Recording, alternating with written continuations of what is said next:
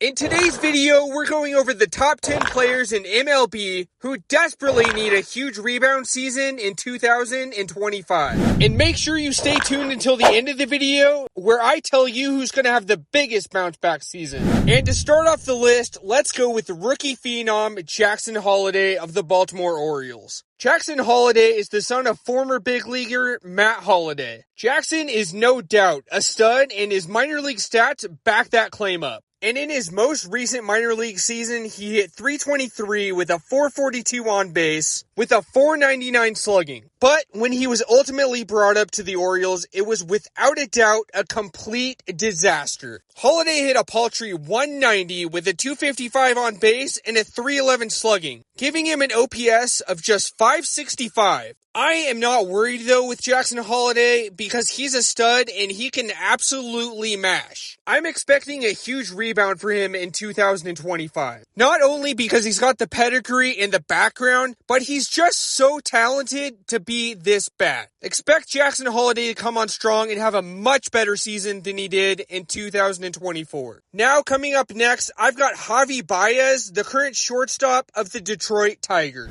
Yikes, what in the world happened to Javi Baez? Once he came to Detroit, it's like he completely forgot how to play baseball. Last season, Baez combined to hit .184 with a .221 on base and a .294 slugging, giving him an OPS of .516. Those stats were tough to read off, I'm not gonna lie to you. That was horrible. And at 32 years old, can Baez actually bounce back? I don't know, but I sure hope so. This guy was so good back with the Cubs, he almost won an MVP award in 2018. Javi Baez, man, come on. Please have a bounce back in 2025. Come on, I believe in you. Now let's go out to Colorado and talk about our next player, and that's outfielder Kris Bryant. This guy literally just cannot stay healthy. And when he does, and when he's on the field, he just absolutely cannot hit. Kris Bryant, who's another Cubs player, was a legit stud, and he won an MVP back when he was playing for the Chicago Cubs. But with the Rockies, it's been nothing short of a train wreck. This past season in 2024, Kris Bryant hit .218 with a .323 on base and a .301 slugging, giving him an OPS of .623 and an OPS plus of just 71. Bryant, like Javi Baez, is 32 years old, and with his injury history, I'm not so sure he can bounce back. But maybe, just maybe, if he can stay healthy, he can, in my opinion, easily hit 20 to 25 homers in that Colorado ballpark. Bo Bichette burst onto the scene in 2019, and he's also the son of a former big leaguer. Bo Bichette has been a hit machine for the majority of his young career, but 2024 was a steep decline to his usual top-tier numbers. In 2024, Bichette managed just a .225 average with a .277 on base and a .322 slugging. It was also the first time in his career he had a negative B WAR at negative 0.3. I love Bo Bichette, and I think he could benefit to a change of scenery, so maybe if he could get traded, that would do wonders for him. Given his track record and previously leading the league in hits, I think Bo will have a strong rebound season in 2025. Oh, Goldie, I think you finally started aging, man. Paul Goldschmidt won an MVP award in 2022, but in recent years, he's seen a quick decline in his hitting ability. Last season, he just honestly looked old, hitting .245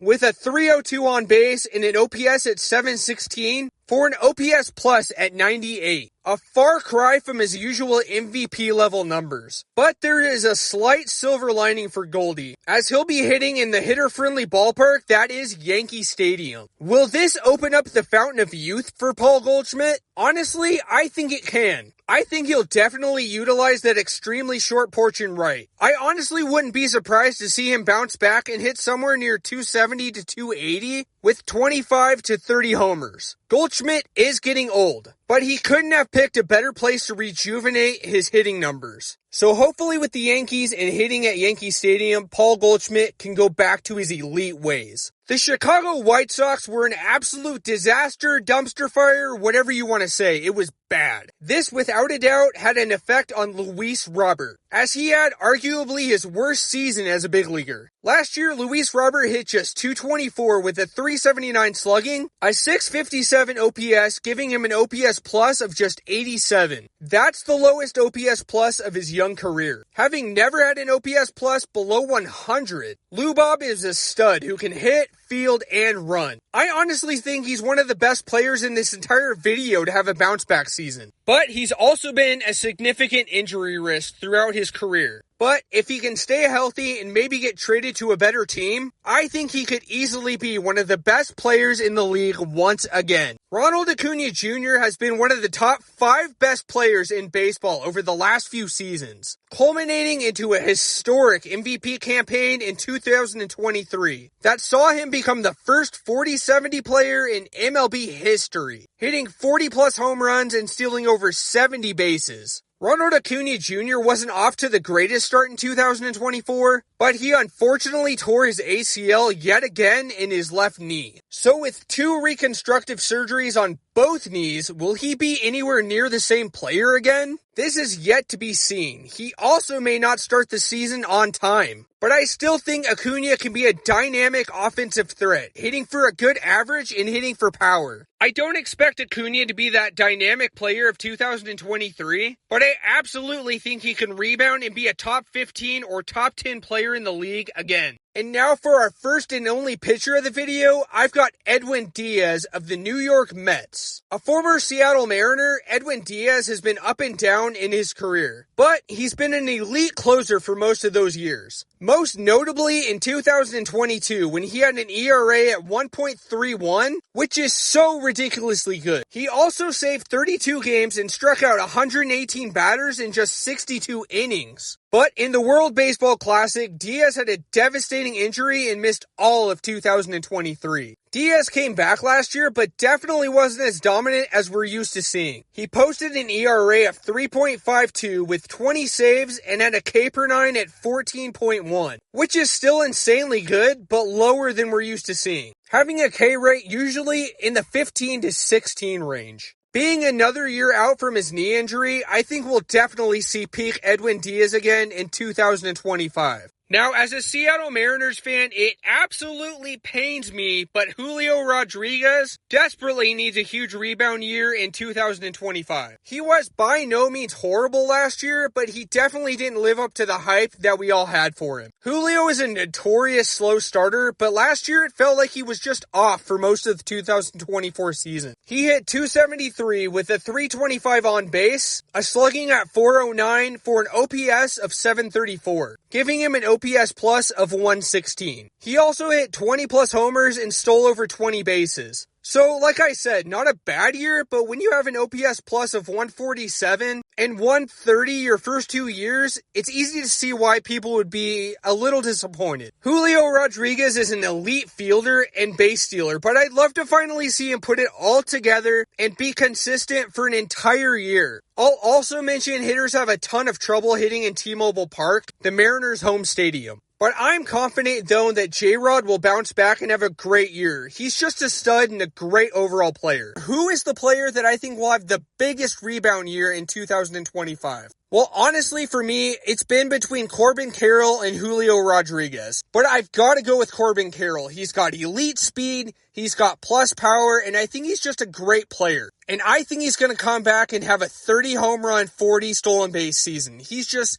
so good. But maybe I'm wrong. Maybe it's going to be Anthony Rendon. Yeah, I don't think so.